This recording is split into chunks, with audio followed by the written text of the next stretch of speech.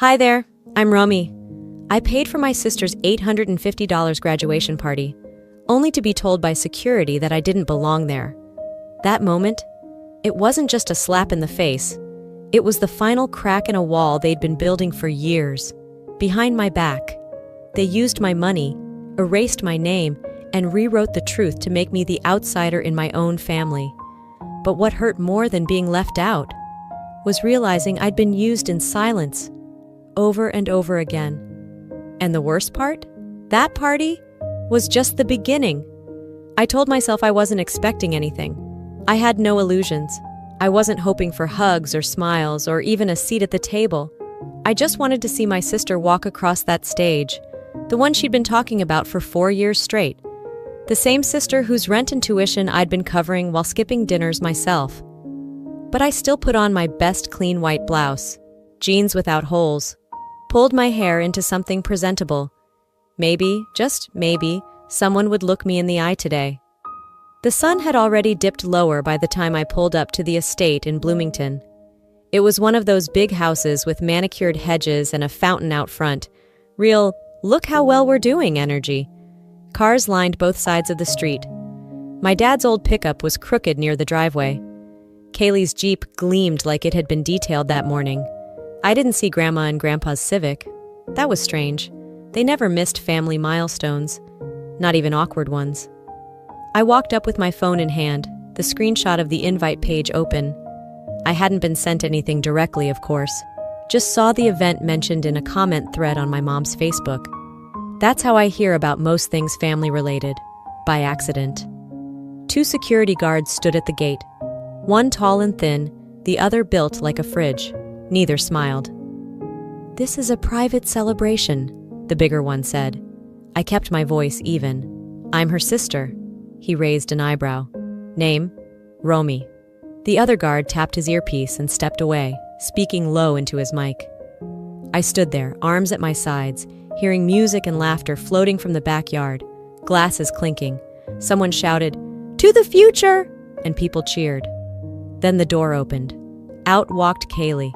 Glittery gold dress, phone in hand, like it was surgically attached. Behind her were my parents.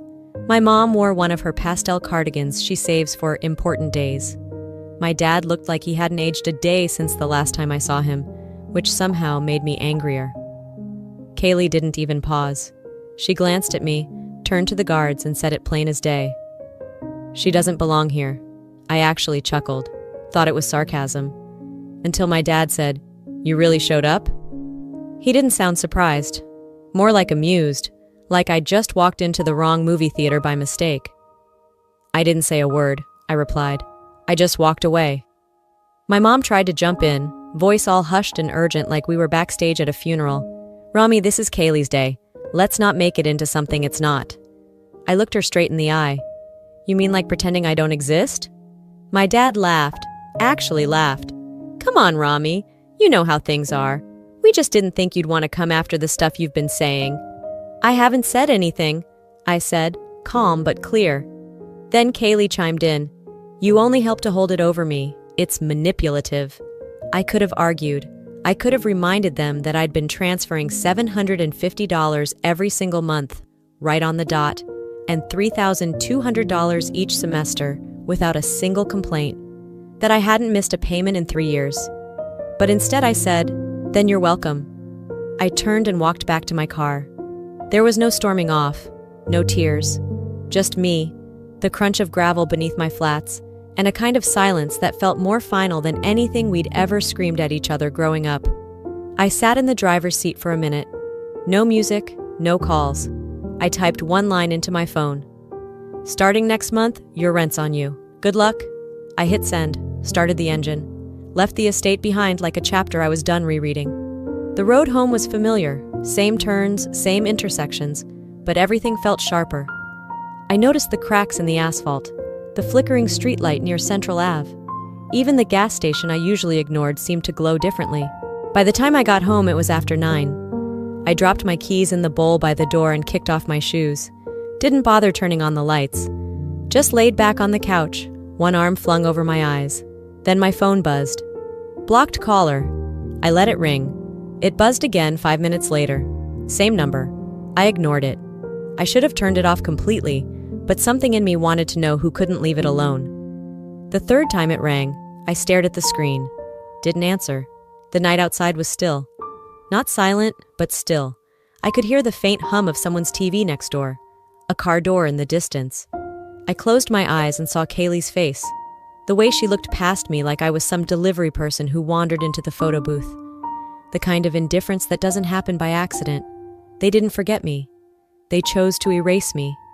And maybe this time, I was finally choosing not to disappear quietly. Sleep never really came. I drifted in and out, the kind of restless haze that leaves you more tired than before. At some point near dawn, I finally got up, reheated day-old coffee, and stood by the window watching the streetlights blink out one by one. The city always looks more honest in the morning. Less makeup, more cracks. I checked my phone again. Nothing new from Kaylee, not even a fake apology. That silence took me back to January. My birthday had landed on a Tuesday that year, buried under a blizzard that shut half the city down. I didn't expect a party. I didn't even expect cake. But I figured maybe I'd get a call, or one of those dry, emoji-laced texts my mom sends when she's trying to seem warm. Instead, I got a Facebook notification. Kaylee had gone out that night. Champagne flutes, sparklers on a dessert plate, group photos in a downtown bar. She'd tagged everyone, friends, coworkers, even someone named Ty I'd never heard of. She posted it with the caption, "Surprise night out, grateful for the ones who matter." That was the same night I had leftover carrot cake from a nurse I barely talked to. She'd stuck a single candle in it and said, "Don't tell HR we lit something in the break room." I'd laughed, because what else do you do? The next day my mom texted, "Hope you're doing okay." That was it. No happy birthday. No explanation. Just a vague check-in, like she was trying to cover her bases without committing to the facts. I didn't reply. 2 weeks later, I checked my bank account. Not out of paranoia. Habit. Years of tight budgeting made it second nature. There was a new tab labeled Shared Access. Judith's name sat there in bold. She could see every transaction, every bag of frozen peas, every overdue Netflix charge. And it clicked. Months ago, Kaylee had asked me to start sending rent to Mom's account because it's easier for her to track. I hadn't questioned it. Of course I hadn't. That's what they count on. But Judith hadn't said a word since. Not a thank you, not a check-in, just silence, while my bank became her private microscope. I stared at that screen for longer than I should have. I wasn't angry, not yet, just hollow. That started to change 2 weeks before the graduation party. Kaylee had texted me out of nowhere. No greeting, no, how have you been? Just, I need a dress, graduation is coming. Budget? I told her $200. That was already more than I could afford, but I figured if she kept it reasonable, I'd manage. She replied with a screenshot. A dress. Not just any dress. A sleeveless, floor-length gold designer piece with a retail tag of $698 plus tax. She wrote under it, "This one. You wouldn't get it, but this level of attention demands something polished." I stared at those words for so long I missed my bus to work. I still bought the dress. I didn't argue. I didn't negotiate. I just transferred the amount and told her to confirm the delivery address. She sent a thumbs up. That night, I couldn't sleep. I stared at the ceiling again, the same crack in the corner, shaped like a crooked Y. I pulled up Kaylee's Instagram. The dress had already made its debut. Full-length mirror selfie, captioned, "Deserve every bit of this moment." #grateful life comments rolled in. "You're glowing." "Queen vibes." "So proud of you." She liked every single one. My name, not mentioned. I checked the messages again. Nothing, not even a thanks. I closed the app. My phone screen reflected my face, pale and tired under the low kitchen light. They always said I was the serious one, the stable one, the one who keeps things together. I used to think that was praise. Now it just sounded like a warning. Don't expect much. Be useful, not visible. The silence had weight, the kind that stretches back years and presses into your chest when you least expect it. I stood there for a while, holding the edge of the counter, grounding myself, trying not to let it pull me under again. Some people burn bridges. Others just pretend the river never existed. And me? I was starting to realize I'd built the bridge alone. A few days passed, but the heaviness stayed. I moved through my routines like a ghost. Work, laundry, dishes, bills, each task as dull and repetitive as the next. I wasn't numb, not exactly. Just waiting, like I was circling a bruise that hadn't fully formed yet. It was a Thursday night around 9 when the message came through. I'd just pulled the last load of towels from the dryer, and the buzz of my phone startled me more than it should have. I wiped my hands on my sweatpants and glanced at the screen. Marlene.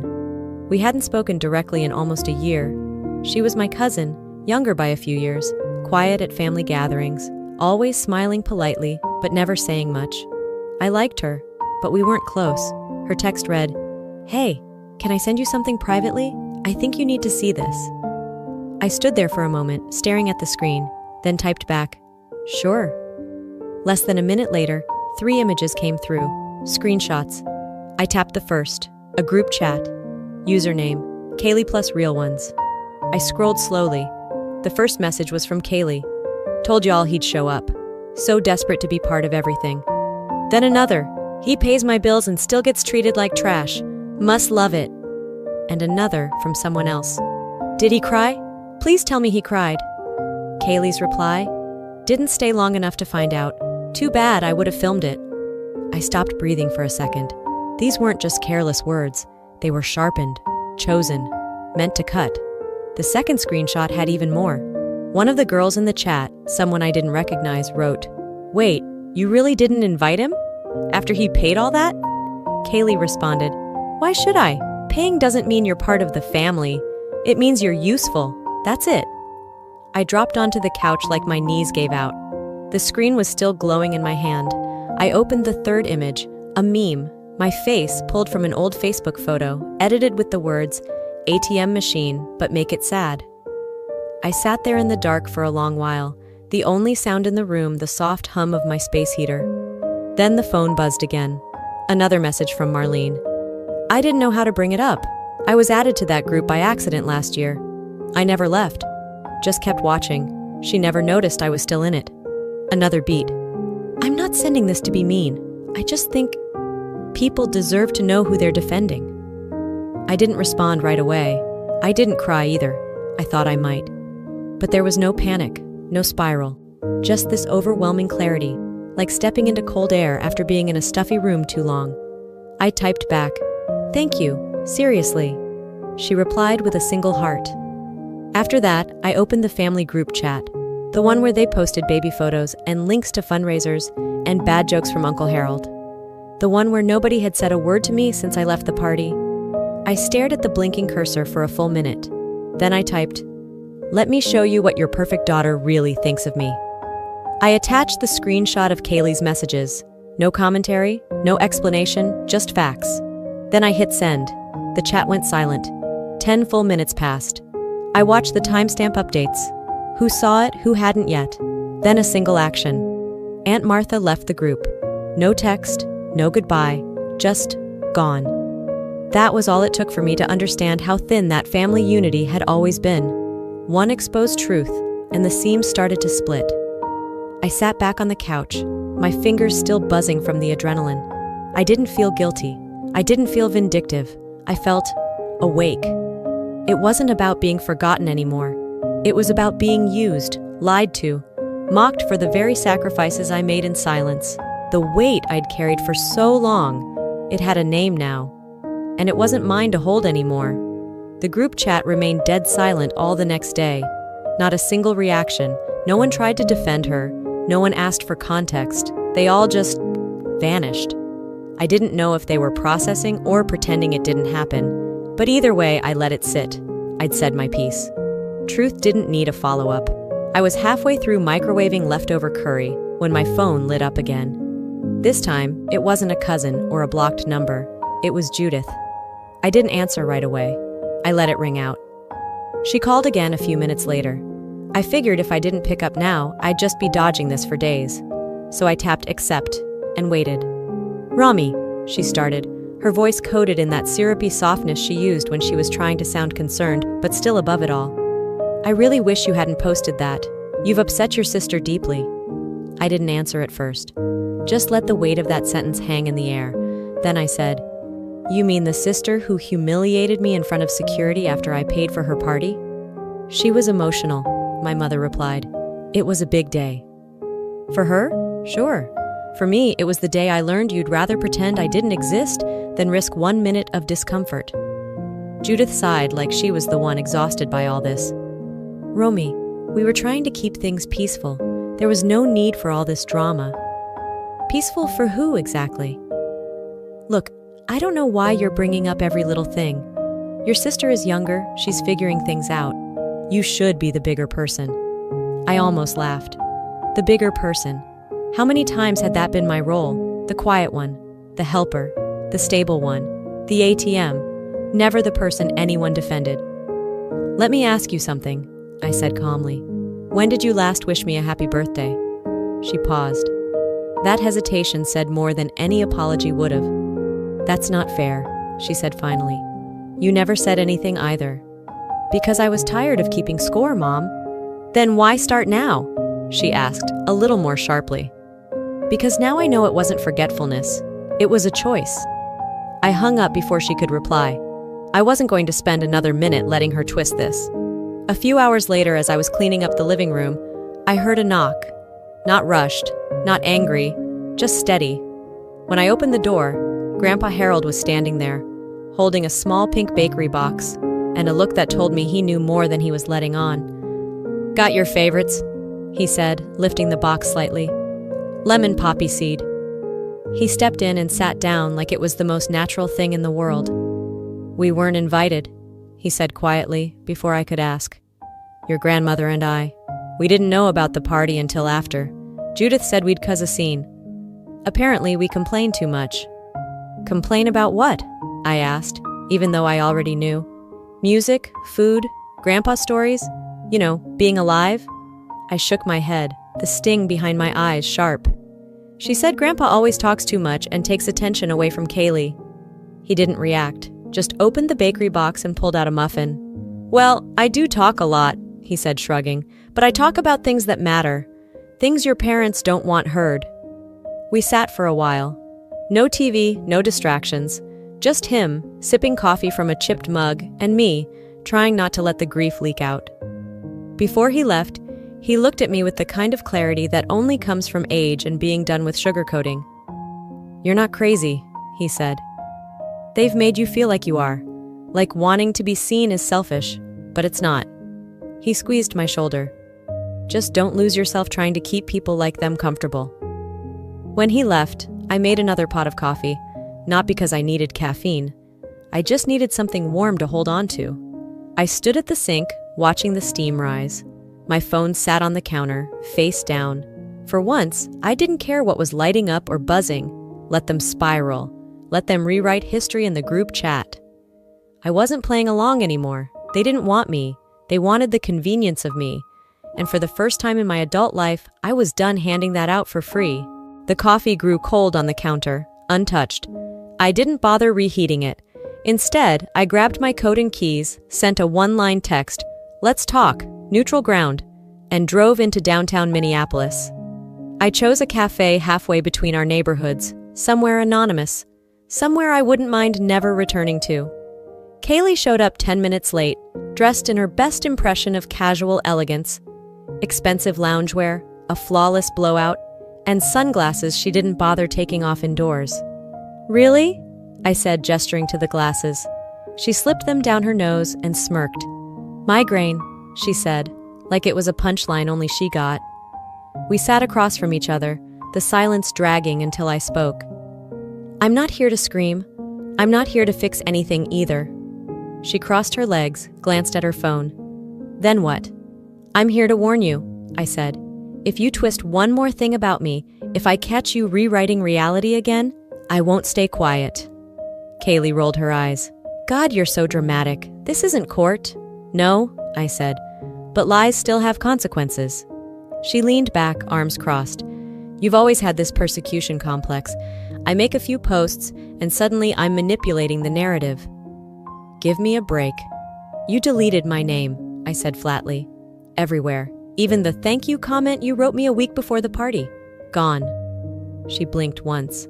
It didn't fit the vibe. There it was, the truth casual as a shrug. And putting thanks to my mom's sacrifices on your school bio? That's not just forgetting, that's theft. She waved me off. Mom did help. She made sure the checks cleared. She made sure I paid her directly. I snapped. That's what she made sure of. Kaylee raised her hands like I was the one overreacting. Look, if it means that much to you, I'll add your name to something. But this storm you're kicking up, it's not a good look. I stood up. Neither is being a liar. She didn't follow me when I left. Didn't call out or text later. And I didn't expect her to. That evening, back in my apartment, I opened her public graduation page. School blog, student spotlight, an entire section of acknowledgments. There it was in bold. I owe everything to my mother. She sacrificed so much to help me get here. I stared at the screen long enough to memorize the curve of the font. There was no mention of the woman who gave up her own vacation fund, skipped dinners, said no to new shoes for 3 years just to keep her afloat. And then I checked Judith's Facebook, a brand new photo album, my graduate. Every picture of the party was curated to look like a Hallmark ad. Judith front and center, smiling beside Kaylee in that $700 gown. The captions were what hit hardest. She did it all herself, but I'm proud to have been her support system. Comments poured in. You're such a strong mom, Judith.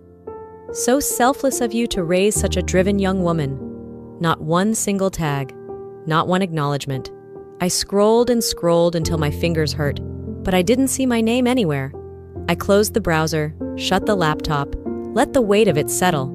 It wasn't just the erasure, it was the repackaging. The way my silence had been used as space for their lies to grow. But I didn't scream. I didn't comment. Not yet, because silence, it cuts both ways. And I was done letting mine shield people who weaponized it. I was going to show the truth, but not in a status update. Not in another argument over coffee.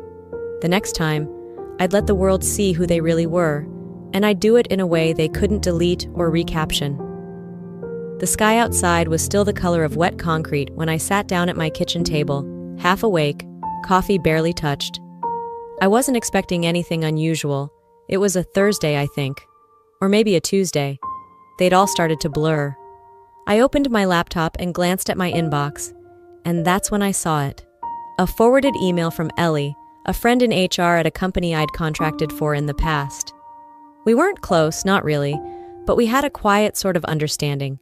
She knew what I'd been through, at least some of it, and she clearly thought I deserved a heads up. The subject line was simple, chilling. Concern regarding employee behavior. I felt it before I even read the body of the message. That creeping sensation, like a drop in temperature. To whom it may concern. I'm reaching out because I'm concerned about Romy D's recent behavior. She's been emotionally erratic, has posted about family members online, and is exhibiting patterns of harassment. I fear for our safety, and I believe this should be on record should things escalate. Kaylee D. I read it again, slower, letting each word sink in like a stone dropped into water. Emotionally erratic, harassment, a threat. My name was in there, not veiled, not hinted at, written outright like a stain. This wasn't a misunderstanding. It wasn't someone blowing off steam in a private message. This was deliberate, a paper trail, an accusation dressed up in concern. My sister, my own sister, had sent this to my former workplace, to people who still trusted me, people who could have been future employers. She knew exactly what she was doing. I closed the laptop, sat back. Let the heat rise, not the explosive kind, not the kind that makes you scream or break something. This was colder, controlled, sharp around the edges. No, I wasn't going to cry. Not for her, not again. Instead, I reached for my phone, opened the folder I'd created months ago. Screenshots, transfers, texts, evidence. It started with money, tuition deposits, rent help, the time I paid for Kaylee's car insurance when Judith forgot. There were thank you messages, emoji-filled texts about how much she owed me. There was a whole life's worth of quiet support buried in those screenshots. I had receipts, the digital kind, the real kind. If Kaylee wanted a record, I'd give her one. But it wasn't going to HR, and it sure as hell wasn't staying private. I opened Reddit, logged into my throwaway. I'd been on our family drama for years, silently scrolling through stories that hit a little too close. Stories that made me feel less alone. I knew how this worked. I knew what would land. I began typing. My sister tried to have me kicked out of the graduation party I paid for. Then she wrote to my job saying I was unstable. Here's what really happened. I laid it all out. No exaggeration, no name-calling, just the facts. The payment confirmations, the texts thanking me, the Venmo history, the emails, the screenshots of her public posts calling Judith a supermom, conveniently leaving out the person who'd fronted the costs when our dad dropped the ball. I wrote like I was filing a report. Calm, clear, chronological, and then I ended it with a single line. Silence protects abusers. I'm done being quiet. I hit post. Then I waited. The response didn't trickle in. It came like a wave. 1,000 upvotes in the first hour. Comments piling up, hundreds of them. By lunchtime, it was on the front page of the subreddit. By evening, people were messaging me privately. Strangers, kind strangers. Some angry, some heartbroken. All saying the same thing. You're not crazy. This happened to me too. This is emotional abuse. You're brave for speaking out. I didn't answer them all, just read, took a breath, sat with it. And then my phone rang. Kaylee. I let it go dark. Then it buzzed again. A text from Judith. Take it down, now. You're hurting the family. I stared at it for a while. Not out of shock, but recognition. This was her pattern. When things got uncomfortable, when the illusion cracked, she'd pull rank. The family. As if that meant something when it was convenient. As if I hadn't been cut out of the picture for years. I typed back, you erased me for years. This is me reclaiming space. No reply. For the first time, I didn't care. Because this wasn't just about one graduation party or one email to HR. It was about years of being edited out, scrubbed clean from our family's narrative, the steady denial of my role, my support, my existence. I'd been the strong one, the quiet one, the one who didn't need anything. Turns out people don't see what they're determined to erase. But now, the story was out there. And this time, it wasn't being told by someone else. It wasn't revenge. It wasn't rage. It was something deeper, truth. And it hit harder than I ever could. It never happens all at once. People don't just flip like a light switch. They drift. They recalibrate. They start pulling back in quiet ways, less eye contact, shorter replies, the subtle delay when they're deciding whether to stand beside you or stay silent. You feel the shift long before anyone says anything. It's the slow unraveling that hurts the most. That's how I learned who had been quietly watching all along, who had their doubts but said nothing, who had already left me behind and just hadn't said it out loud yet. So when the knock came that morning, I wasn't expecting anyone, especially not them. It was raining, a steady gray curtain of drizzle that turned the street into a soft blur. And on my porch, without a text or a warning, stood Marlene and Adrian. Adrian held a small envelope, the edges curling with damp. He looked like he hadn't slept, hair a little messy, shirt half tucked like he'd left in a hurry. His voice cracked a little when he spoke. I owe you more than this, he said, but I had to start somewhere. He handed me the envelope. Inside, $60 in cash and a folded note in his careful, neat handwriting. One lunch for each month. I acted like you didn't matter. I didn't move for a second. Not because of the money, it wasn't about that, but because it was the first time someone from that side of the family had actually looked me in the eye and said, I failed you. Behind him, Marlene stood clutching her tote bag, curls damp against her forehead.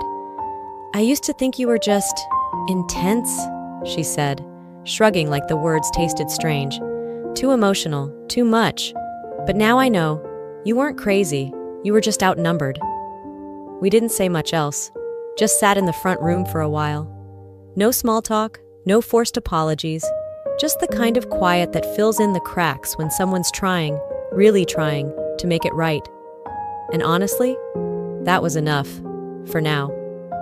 Later that afternoon, my phone buzzed again. Another name I hadn't expected. Grandpa Harold. Can we talk? I'm nearby.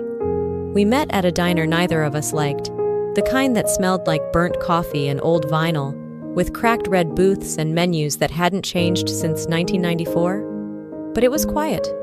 Neutral ground. That's all I needed. He leaned in across the table, both hands wrapped around his mug like he was anchoring himself. You know, he said, I was at the house last week. Nobody saw me come in. Judith and Walter were in the kitchen. I heard them talking about Kaylee, about how they spun the whole thing. He took a sip, eyes never leaving mine. They laughed, Romy, like it was funny, like what they did to you was just strategy. I didn't say a word. I just stared down at the cracked formica between us.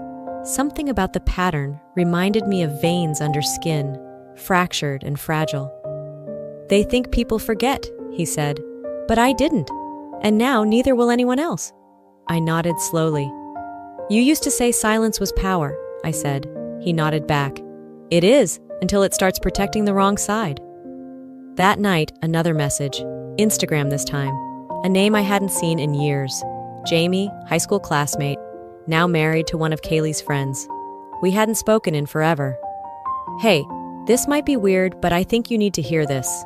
Attached, a voice memo, 5 minutes long. I hesitated, then hit play.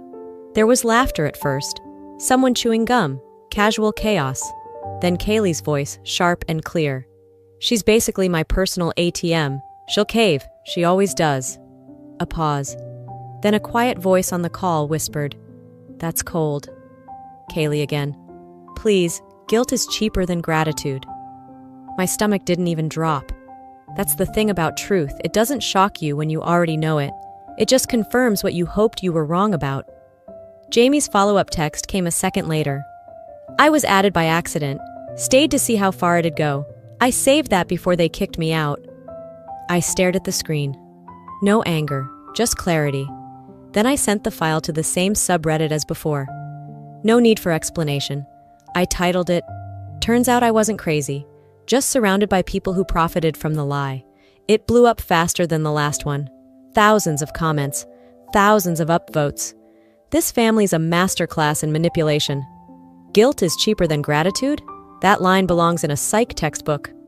I hope she never gives them another second of peace. Then came the ripple effect.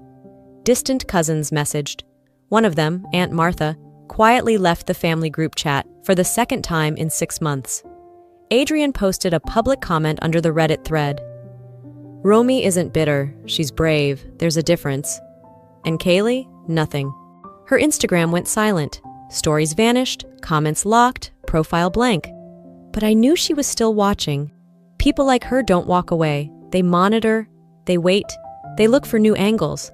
But the control she used to have, it was slipping through her fingers, one truth at a time. For the first time, this story wasn't just mine to carry alone. It had weight now. Echo, a paper trail of belief and receipts and witnesses. The carefully crafted image of our perfect little family wasn't untouchable anymore. The glass was cracking, and Kaylee knew exactly who threw the first stone. The mail slot rattled once and fell silent. I didn't expect anything, especially not that day. It was early, just after 8. The sun barely lit the kitchen. I was still barefoot, coffee half brewed. But there it was on the floor, an envelope. Brown, thick, no return address. I didn't recognize the handwriting on the front, but the second I peeled it open, I knew exactly what it was. The will, a scanned copy, highlighted, annotated, with one glaring omission, me. Everything, every asset, every heirloom, every dollar went to Kaylee. Not even a mention of my name. No in the event of pod clause. No beloved daughter Romy. Nothing. I sat at the kitchen table staring at it for what felt like hours. The steam from my coffee had long faded. I wasn't surprised, but the brutality of it still knocked the air out of me. I forwarded the document to Grandpa Harold. It took him less than 10 minutes to call back. That's recent, he said. That isn't the will we saw 2 years ago. Then another call came through. Eleanor. She hadn't reached out in ages, not since before Mom and Dad's anniversary mess. Judith didn't tell anyone, she whispered. She said you were too dramatic to deserve anything real. I laughed. bitter and full. Dramatic? Or just no longer silent? Eleanor didn't answer, but her pause said enough. 2 days later, I was at Judith's house. No warning, no invitation, just walked in with the envelope in hand. Kaylee was curled on the couch in matching loungewear. Walter sat at the dining table flipping through a newspaper like he was auditioning for Passive Patriarch of the Year. I dropped the document on the table between them. No theatrics. Let's stop spinning. One conversation, one moment of honesty. That's all I want. Judith stood at the top of the stairs, arms crossed, looking like she was about to deliver a speech. She opened her mouth, but I didn't let her get to the second syllable. If your love was conditional, say that. If your version of family requires silence and service, just admit it. Don't dress it up like care. Walter finally looked up. That's not fair. I locked eyes with him. What's not fair is rewriting history and calling it healing. No one replied. I turned toward Kaylee. She met my gaze for half a second before reaching for her phone. Don't, I warned. If you're going to record this to make me look unhinged again, at least wait until I leave. She dropped the phone. I stepped back, taking in the house. The same furniture, the same photos on the mantle, the same curated image. This place isn't mine. It never was. I just funded the illusion. Judith tried again. You don't understand. I cut her off one last time. I do. I understand more than you ever gave me credit for. I left the house without another word. By the time I got home, I had already uploaded the will to the same Reddit thread. The caption was simple. Let's stop pretending this was ever about family. It was about ownership. Within hours, the comments were on fire. This is next-level manipulation. She gave them everything and got erased for it. Where do I send Romy flowers? That night, Kaylee deleted her Instagram. Judith's Facebook suddenly went private. Eleanor sent me a text. I didn't know. I really didn't. I believed her. Partially. But I wasn't in the business of making people feel better anymore. Not if it came at the cost of my own peace. Harold called that evening just to say, proud of you. I didn't cry. I just looked out the window, breathed in, and let the silence settle. Not heavy this time, but earned. The kind of quiet you get after telling your truth and watching it land. For the first time in a long time, I didn't feel like I was holding up a family. I was finally holding up myself. The sun rose a little differently that morning. Or maybe I just noticed it for the first time in a while. I drove through the city without the usual tension in my chest. No tight grip on the steering wheel. No mental rehearsals of conversations that would never go the way I hoped. 3 weeks had passed since everything cracked open. Since I stopped trying to tape it all back together. Since I chose myself, not out of spite, but out of necessity. I parked outside the nonprofit office, a shared space with creaky floors and peeling paint. But it had windows that let the light in, and for the first time in years, I did too. Inside, my desk sat bare. No framed photos, no plants, just a clean surface waiting to be filled. I slid my laptop out of its sleeve and opened the calendar. The day was full, grant follow-ups, outreach emails, a Zoom call with a youth shelter director. And I was excited, not anxious, not dreading, just grounded. I had a title now, Director of Outreach, not assistant to anyone, not someone's second choice, no strings attached. The salary was modest. The schedule was flexible. The purpose? Mine. I didn't hear from Kaylee anymore. Her profile was still private. No new content. Her silence was loud in its own way, but it no longer echoed inside me. My phone buzzed around lunchtime. Grandpa Harold, like clockwork. You eat yet? He asked. Not yet, about to. You working too hard? No harder than I want to. He laughed. That's new. We kept it short. We always did. But it was enough. Just knowing someone was still in my corner with no agenda attached. An hour later, Eleanor dropped by the office with a small container of muffins. No grand gestures, no explanations, just thought you might be too busy to grab something. I thanked her. She smiled, but I could see it. Her eyes had changed. Softer, more present. Maybe she'd seen enough now to stop pretending she never saw before. The thing is, no one ever said, I'm sorry. Not Judith. Not Walter, not Kaylee, and I didn't expect them to. I no longer needed their words to validate my story. Their absence spoke louder anyway. Later that week, I got an email from a small liberal arts college downtown. They were hosting a panel on resilience and requested me as a speaker. "We've followed your posts," the message said. "Would you consider sharing your story? There are students who feel invisible within their own families." I stared at the screen for a long moment before replying, "Yes, I'd be honored." It wasn't about reliving the pain. It was about telling the truth where it mattered, giving language to people who still didn't know how to say, "That wasn't okay." On Friday, I stopped by the neighborhood cafe. My usual table by the window was open. I sat with my laptop, a muffin, and a second coffee for no one in particular. Just habit or hope. I scrolled past Kaylee's profile one more time, locked down tight. A few comments from strangers still lingered beneath old photos. Most were gone. I didn't type anything, didn't screenshot, didn't share. I just sat back and exhaled. It wasn't revenge I wanted, it was release. Some wounds don't get stitched up with apologies. Some heal in silence over time when you finally stop handing the scalpel to the people who cut you. That evening, as I walked back to my car, I passed by a glass window and caught my reflection. Not tired, not bitter, just whole. The kind of whole that doesn't beg to be believed. The kind that no longer needs proof. Harold called that night. We didn't talk about the family. We talked about tomatoes, his garden, the dog next door that kept digging holes under his fence. I laughed more than I thought I could. Before bed, I opened my journal. Not to write pain, just to write. Ideas for the panel. Names of women I wanted to invite. A quote I'd heard once and never forgotten.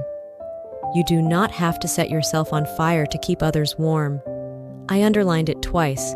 Then I closed the book, turned off the light, and slept with the window open. Because for the first time in a very long time, I wasn't afraid of what the morning might bring. You know, I used to think that keeping the peace meant keeping quiet.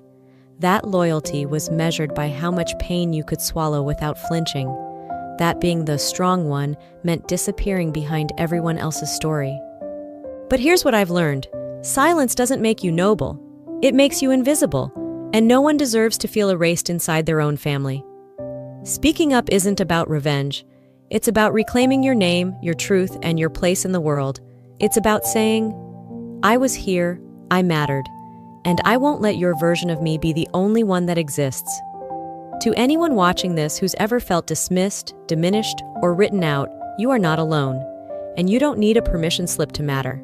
You don't have to scream to be powerful. Sometimes the quietest decisions, walking away, standing firm, choosing peace, make the loudest echoes. So let me ask you, have you ever had to choose between keeping the peace and keeping yourself? Or maybe you've watched someone else be mistreated and stayed quiet. Would you do it differently now? Leave a comment and tell me where you're from, or drop a 1 if this story struck a chord with you. And hey, if this video spoke to your heart, if it made you feel seen, or reminded you that you're not crazy for wanting more, please hit that subscribe button so you don't miss the next story.